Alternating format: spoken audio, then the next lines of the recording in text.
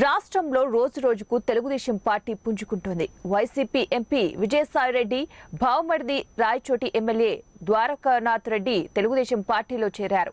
విజయవాడలో టీడీపీ అధినేత నారా చంద్రబాబు నాయుడు సమక్షంలో అన్నమయ్య జిల్లా రాయచోటి మాజీ ఎమ్మెల్యే ద్వారకానాథ్ రెడ్డి టీడీపీలో చేరారు. నారా చంద్రబాబు నాయుడు ద్వారకానాథ్ రెడ్డికు తెలుగుదేశం పార్టీ కండువా కప్పి పార్టీలోకి ఆహ్వానించారు.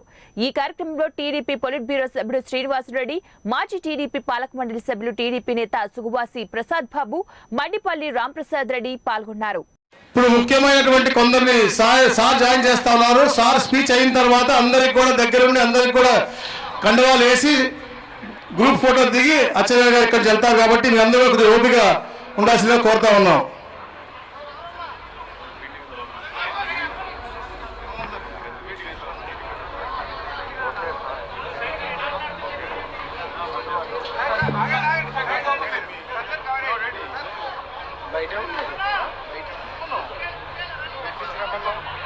పిట్టు వేణుగోపాల్ రెడ్డి గారు, జెడ్పీటీసీ గారు, బాపట్ల జెడ్పీటీసీ గారు ఎక్కడున్నారు?